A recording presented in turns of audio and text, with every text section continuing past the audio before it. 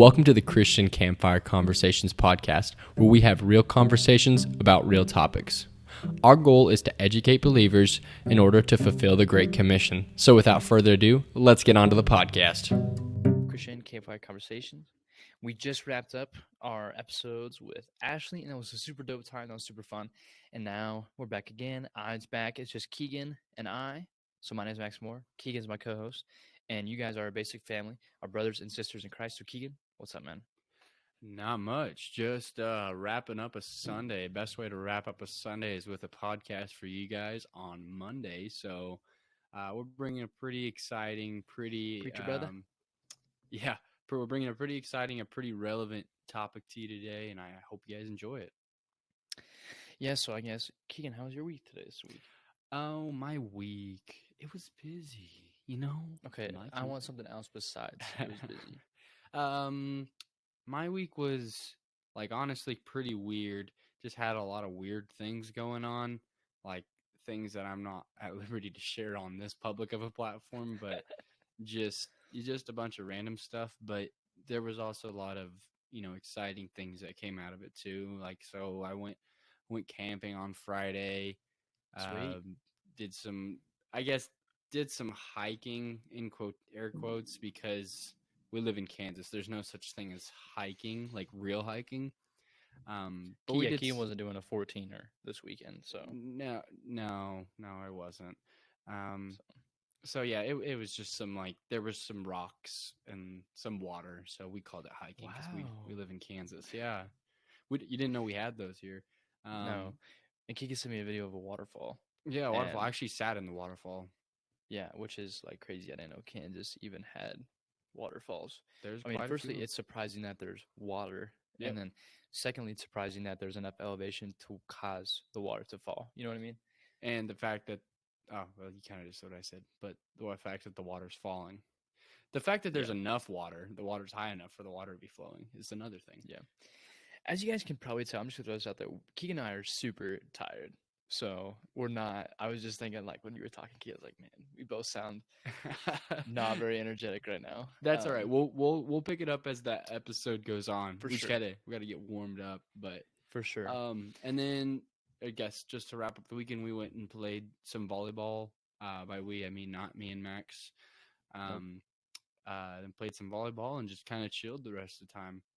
But yeah, how about you, Max? Sweet. Dope. Oh no. So I started my first week as a pastoral intern at my church. Yeah, tell us what you did. Was that Monday or Tuesday? Say what? Tell us what you did on Monday or Tuesday. Monday, I kind of got settled in, and I didn't get a whole lot of work done. Then we went and visited an older lady. I think she's in her mid-90s, and then I spent a lot of time working on my sermon for this Sunday. And then, I preached this morning at my church. We did youth-led Sunday, and so that was super fun. And I also was at the rodeo and I was at a rodeo last night, so that was super fun as well. I see my buddy bullfight, and so it's been. You're missing a very important thing. Week. Say what? You're missing a very important life event that happened on Monday or Tuesday. I'm pretty sure. A very important life event on Monday or Tuesday. Oh, yeah. So for you guys that are watching on YouTube, please don't, because please don't. I got a haircut, and I totally forgot that. So my team said at the beginning of the year that we would get buzz cuts if we won state, and we won state. And I got pretty close to a buzz cut. It's I left a tiny bit on the top. It's basically a crew cut, I think. I'll accept it. I don't know about everybody else, but not everybody has accepted it. But at this point, it's kind of Quick question: are you on your new computer? I am. Oh, fancy, Max. Yeah, maybe Max is spending all that grad money already. Way to go, buddy. Honestly, so your grad money's being put to good use, everybody. all of my donors who are watching, yes. No, that's dope. No, I honestly, before grad, I wasn't feeling very anxious. Really? Some people may have. I mean, that's a big life event, so I'd expect you to feel a little bit anxious. But I just didn't feel that anxious. But why? So Why wouldn't you? Why? What made you not feel so anxious about this really anxious time? because I have an eternal perspective, and I had that eternal perspective during that time, and knowing that like this was a good 4 years. Like I enjoyed my high school years. I had a lot of fun. I had some awesome friends, some awesome people I was around, and I didn't take it for granted. I hope. I'm sure there was times I did, Hmm. but Now, I mean, just there's bigger things ahead. right. There's bigger, there's better things. I think I think I may have somewhat of a bright future ahead of me. So, Whoa. Okay. Bold claims. so Okay. there's that. Now There's that. restate what the first like phrase you said in simpler terms. Do you remember what the phrase Oh, was? the eternal perspective. Yeah. Um, Explain so that a I'm little just bit. so having that eternal perspective is just looking forward and thinking um, about this event in life and if it has like eternal value. Like, will this matter when I go up to heaven? Is this pushing me towards Christ? Or even in a simpler sense of feeling sad about something or feeling anxious or worrying about something. So, for instance, me in graduation, it could be very, very possible. And I'm sure people were anxious about it. And that is, Mm, for the most part, I think it's okay as long as it doesn't just absolutely consume you. Um, yeah. and as long as it doesn't push you away towards Christ, maybe if your anxiety could help you push you towards Christ, understanding that, hey, I need Jesus. I feel this anxiety within me about Yeah. graduation or whatever it might be. And so I need Jesus. And so understanding that, hey, look, you know, this graduation, this isn't the end. Hmm. Like I have the eternal perspective to know that there's heaven in front of me, you Yeah. know? Yeah, so I guess even like thinking about it even simpler, it's just looking past the current moment, Yeah. enjoying it for what it was and the the purpose that it served, but really taking the time to understand that this is just a moment and there are things that are more eternal, namely uh, the goal of our podcast of fulfilling the Great Commission. That is our eternal purpose. That is Yeah. why we were created, to glorify God. And how do we do that? Simply we glorify God through our being, through our simply being alive. That's a Yeah. miracle in itself. And we glorify God through our actions, and we also glorify God through our words. And that's not a extensive list, but that is a couple of very broad points of how we can glorify God. But yeah, I think that's a really good point there for um, graduating seniors, or even if it's Yeah. graduating college seniors. Just it's easy, or anxiety as a whole. How about you spin Yeah. that off? Yeah. Let's broaden it out a little bit. Um, so the Ronald Reagan, um, the Ronald Reagan Presidential Foundation and Institute, they wrote an article titled "The Most Anxious Generation." And I'm going to read the first paragraph from the article. It says, "Statistics exposing the levels of anxiety amongst millennials and Generation Z were widespread even before the world experienced a global pandemic. Now, our adolescents and young adults are afflicted with more mental health issues than any generation before. Perhaps this is due to our increased understanding about mental health, or perhaps this is due in part to overdiagnosis. Whatever the case is, studies show one in five adolescents experience a serious mental health disorder such as depression, anxiety, or hyperactivity at some point in their lives. So 1 in 5. So Key and I make two. You had three more Gen Zers. Now Gen Z was born in 1995 to 2009. So, we're kind of on the back end of Gen Z. I was born in 2005. Key was born in 2004, and so we're part of the most anxious generation. Hmm. And those numbers were before COVID. Like, I mean, I can't imagine what they were during COVID and then now later on. Yeah. Well, and it did point out a really good possible flaw. Not necessarily even flaw, but it's a whole nother issue in itself of the overdiagnosis of it in itself. Yeah. Um, I don't want to just focus on that and just use that number to explain why the numbers are so high, because it's not just that. No. But I'll take just a second to speak to that point a little bit. Just being being sat down with a counselor when you're or maybe someone who yeah, let's just say a counselor um, when you're 8 and you're kind of sharing your life with them and oh, he has anxiety, and now all you will ever see yourself as is a person with anxiety, and that is a crutch. And to explain that, that is just something that okay, well, I am not capable of doing this because I have anxiety, so I'm not. I Hmm. just remember this example from our church camp that Max and I went to when we were younger, Can Oak, and they halfway through our camp going years, they put in a zip line there. And it was the perfect example of anxiety. There were probably 90% of the kids got up there, got all hooked up properly, and then took the zip line down. But probably about 5 to 10% of them got up there and uh, waited around, had to be convinced, maybe spent 5 or 10 minutes up there just trying to be convinced or trying to convince himself to go. And, I'd say probably half of them ended up going, half of them ended up walking back down. Um, but if let's think about this as someone from a kid who was either self-diagnosed or diagnosed by a counselor that they have anxiety. Well, I'm not going to try that. I have anxiety, so I'm not capable of that. And so that's my problem with the diagnosing of it. Anxiety is a natural, like I say, it's a natural occurring thing.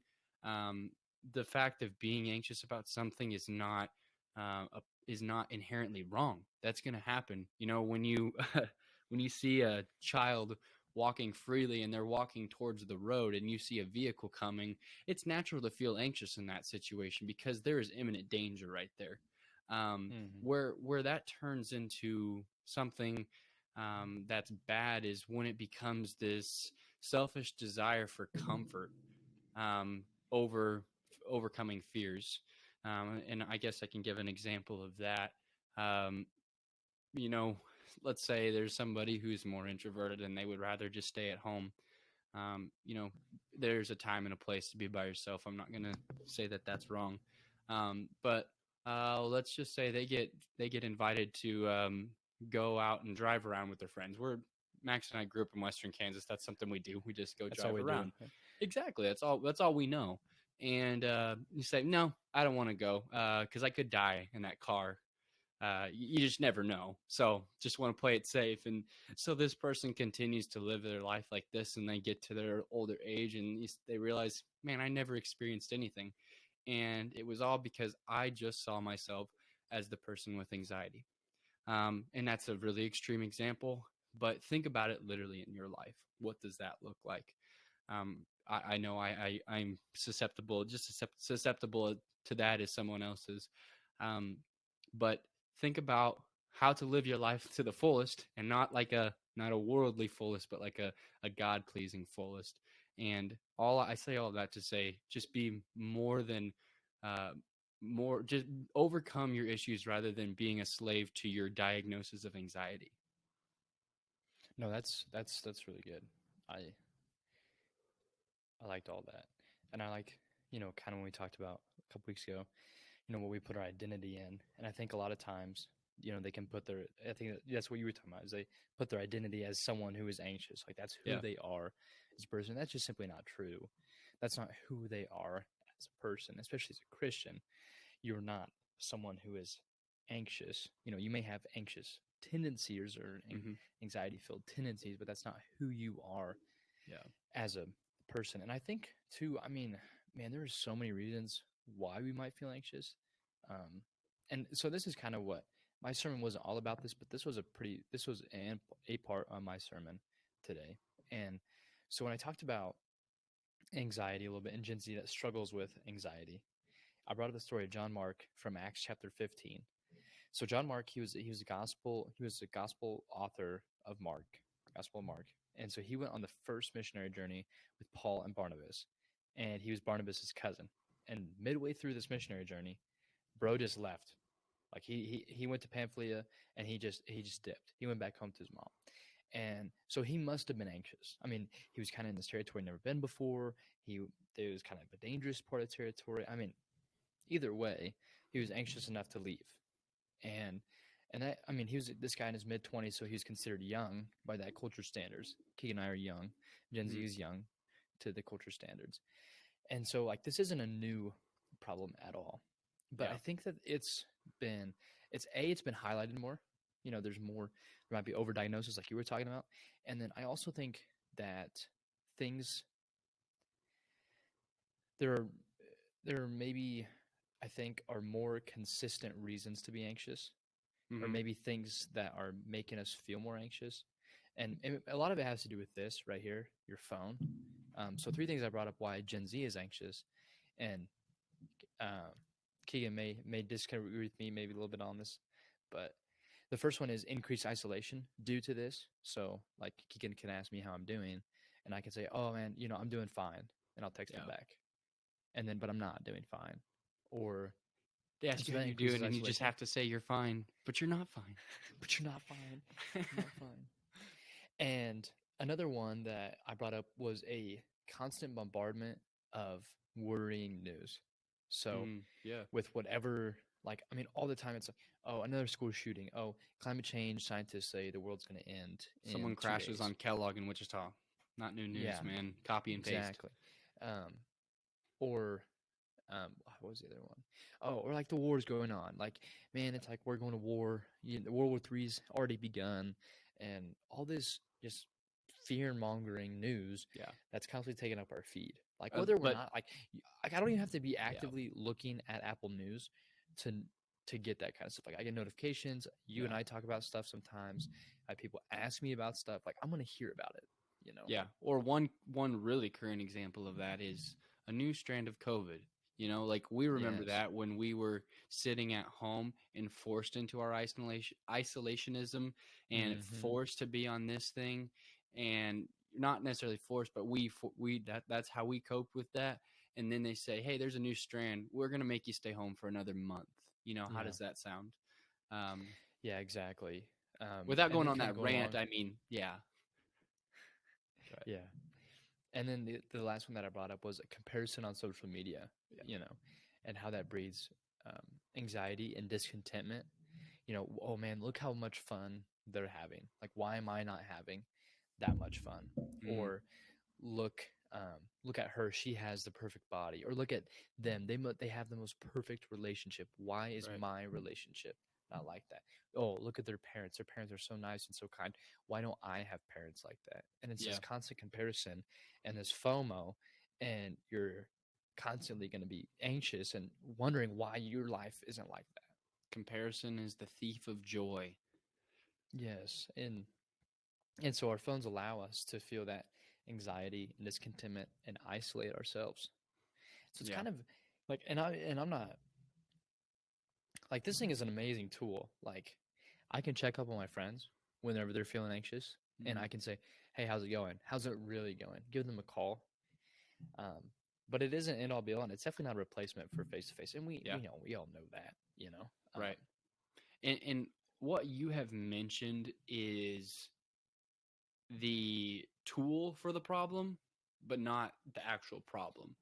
Uh, and I think that's what you meant to do. So I'm not saying that was wrong in how you approach Yeah. that, but No. but to say briefly, and I'll pass it off to you, but the phone is one thing. The phone and the internet and social media are the tools that breed that discontentment and anxiety, or that'll they encourage that. Um, but our heart is what Yeah. causes that, and our Hmm. fleshly selfish desires is what causes that, which ultimately comes from the temptation of Satan and his demons. Yeah. No, that's good. I think that's yeah. That's definitely this. The phone's definitely a tool, like you said, and I think too, like you said, like you brought up, like Satan and his demons. Like, I mean, we're fighting a spiritual battle, and so as much as we think about this in the physical realm, I think there may be some spiritual forces at play. Oh, always. Whatever. I mean, you definitely think about the wars. Like there are definitely, I think, spiritual forces at play in that, and then that just kind of is a seed to plant this worrying news in our head or something like that. And so I think too. I think you're right in it being obviously a heart issue, and when we allow the anxiety to consume us, because we're gonna get anxious thoughts. Okay, I mean we're gonna be nervous about something, but if we allow that to consume us, and we allow that to rule our lives, and we allow that to um, misalign, malign our view of God, that's when it becomes a problem.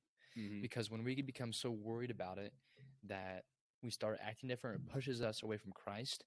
That means what I mean. How do we viewing God in that? Yeah. If we're Yeah. saying, Small. look, God, you like this is bad, and I don't think you have control over this, or this is bad, and I don't think you can actually do anything about this. Yeah. Yeah. Well, one of my favorite things to do is use things that are put on shirts as my spiritual backing. So, um, choose faith over fear.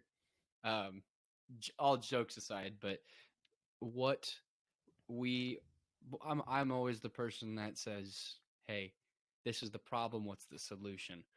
And so let's focus on the solution to this. So I think the first thing we need to identify is what is the opposite of anxiousness? What's the opposite of anxiety? Well, I think the opposite of anxiety is peace. I would say. What do you think? What's Peace, contentment, which I wouldn't say contentment is the exact opposite of anxiety, but I think that contentment, it can be an answer to anxiety. Once you get your yeah? mic They back go. on, you can talk. Yeah. Yeah, turn the mic back on. No, I think you're kind of right on that. Contentment, um, and I think peace and contentment go hand in hand Yeah. because when you're content, you're at peace Mm-hmm. with whatever you're at. Obviously, there's differences in that, um, but I think you're right in some ways. Like I think of anxiousness. Like I'm trying to think of a story. Like there's many Bible characters that were anxious or depressed. We have Ezekiel or David or some of the disciples at times were anxious. Mm-hmm. Um, and I think we talked about peace and how we get that and how we can have that. And I think like a practical tip is kind of like what Ashley brought up whenever we're feeling anxious is to just like focus on your breathing. Like this Yeah. is like super um just like physical in that way. Like breathe in for 7, hold it for 4, and breathe out for like whatever works for you. I don't know. I just focus on my breaths, and then that usually kind of calms me down, gets your heart Yeah. rate down. Breathe in your nose, hold it, breathe out your mouth. And then the other thing is just prayer and asking God for peace of mind and peace of heart, and allowing him, humbling yourself to recognizing that you're anxious, and then allow yourself to recognize that, and then go to God about that. Say, God, I have this problem. Can Yeah. you help me? Give me the strength to fix it. Mm-hmm. Well, and I think a really good Bible example of anxiety and depression, the one you brought up that I thought could be a really good example, stood out to me the most, was David. Yes, David from, and specifically just with his, not we're not I mean we're talking about the same David that killed Goliath, that Right. that Kaylee talked about in church, I heard. And but I'm talking about the David, the part of his life where he went through lots of trials and tribulations, and um, namely, sinning against his wife and taking up, having relations with another woman and then killing her husband. And so David is in this. I think most people can understand. They get to a point, maybe you're driving home from church or you're sitting in church on Sunday morning, the preacher is preaching and he's doing his job and you feel convicted. Yeah, not the finger wagging, but maybe That's what I he, was doing this morning. yeah, whole lot of finger wagging, but Mm-hmm. maybe what he said convicted your conscience, convicted your soul. And That's the Holy Spirit doing that. But yeah, Holy Spirit can yes, use the words of the preacher, right, like yeah. you're talking about. Yes, exactly. Good clarification. I appreciate that. But the Holy Spirit is convicting you, and you you see all the sins. You look back, and let's take David for example. He looks back on all his sins, and cheating on his wife, sleeping with another woman, and then killing her husband, and then everything he went through. And what is his response? He turns to God, though. That's the important Well, thing. not first.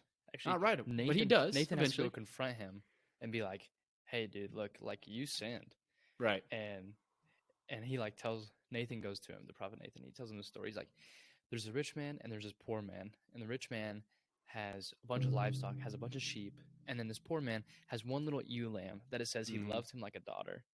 And then Nathan says that this guy, the traveler, came to town, staying at the rich man's house, and the rich man took the poor man's little ewe lamb and killed it and had it for dinner. And David was like burning in anger against this rich man, this fictional Yeah. rich man. And Nathan says, "You are that man." And then that's when David turns around and then he comes to God and he repents, like you were Right. talking So about. Nathan is the pastoral figure in my Yeah, example. God is using Nathan to um, use his words to try to Convict. convict Right. David. And so then David turns to God, and it's not necessarily a joyous a joy, overwhelming joy, skipping unicorns, rainbows. It's a lamenting, I would Yeah. say. David Oh yeah. spends multiple chapters of Psalms, uh, just expressing his regret for the things that he did, and you know asking for God's forgiveness. And so we can see that David's heart has changed. And so that was the important part, is the turning towards God. So he's in that state of conviction where the weight of his sins are heavy on his shoulders, are heavy on his chest. Think about something heavy on your chest causing it hard for you to breathe. Now think about your anxiety causing it. I mean, if anybody who's dealt with anxiety knows that weight of everything that you're carrying can physically cause you to breathe heavier. And now he brings that to God, and not instantly, but slowly, and sometimes instantly, that weight is lifted on him. Now he's able to breathe. He's able to turn and live that life for God. Yeah. And I think one important thing to know, I think you're right. I think that was good, Keegan. I think one thing important to note is instead of focusing on not being anxious, focus on being more Christ-like. Mm-hmm. And so, because when you focus on how, oh man, I don't want to be anxious right now. I don't want to be anxious right now. Yeah. Then you're looking at the anxiety, and it's like, if you're driving and you are trying to avoid something, and you're looking at the pothole, odds are you're probably gonna hit the pothole because you're Yeah. looking at it. And the same is Don't true for, don't think of a red ball. yeah, exactly. And the true same for anxiety. If you're thinking about, I don't want to be anxious, I don't want to be anxious, odds are you're anxious in that moment right there where you're trying not to be anxious. You're Mm-hmm. anxious about not being anxious. But if we just move towards Christ and move to be more like Christ every single day, um, we can look and be like, man, would Jesus be anxious about this? Would it having an eternal perspective? Because most of the things that we're anxious about are totally do not have eternal value. Mm-hmm. Do not have eternal. Like I was anxious. I was like, man, does Keegan like? Nah, does Keegan like me at all? No, I'm joking. I didn't Yeah, say that. like, is he But into me? no, no, okay. Um, no, I lost my train of thought. I'm Anyway, sorry, but most of the times that yeah, that we worry about and things that we're anxious about aren't gonna matter. Like in a yeah. couple days. So Mm-hmm. Well, and I think you brought up an important point, that sometimes the cure to our anxiety is not. Sometimes the cure to our anxiety is not noticing, or not acknowledging it, not giving it yeah, space in our head. And so yeah, I feel like that's a very controversial thing to say, of saying the best way to deal with anxiety is to not think it, like, don't think about it. Like, Yeah. like, oh, but that doesn't give you any real way to like fight against it. But what all I'm saying is focus on the solution, not the problems. We're trying to remedy a problem here. We're trying to take, not just solve it this instance. We're trying to solve the whole occurrence, the whole being of the nature that we're born with. We're fighting against that nature to live our lives in fear. We're fighting against that nature to live, to sin. And what we're saying is we want to look at long-term solutions. What are the long-term solutions of this? And that is a growing in Christ likeness every single day. And that is choosing to read your Bible rather than just being gluttonous and overeating and watching TV shows and filling our brains with so much TikToks and whatnot. Like choosing Christ over the worldly pleasures. And I think that's like something that I'm super convicted of in my personal life is, choosing food or choosing a show to remedy my anxiety rather than going to Christ who actually has the answers. That's good. Any last words? No. All right. Well, I hope the B.A.S.I family has an amazing week this week, and I pray that you guys would be blessed by this podcast. Mm-hmm. And so, with all that, much One, love. one sec. I got one verse. I got a word. You ready? All right, preach, brother. 1 Peter 5:7. Cast all your anxiety on him because he cares for you. God's shoulders are broad and his views are sprawling. He knows exactly what's coming because he's already there. Nothing is uncertain to him. Think about whatever's making you anxious and cast all your cares on him. That was a little bit of from a website I was reading off of, but really good word. I'm going to leave that with you guys. Peace out. B.A.S.I family.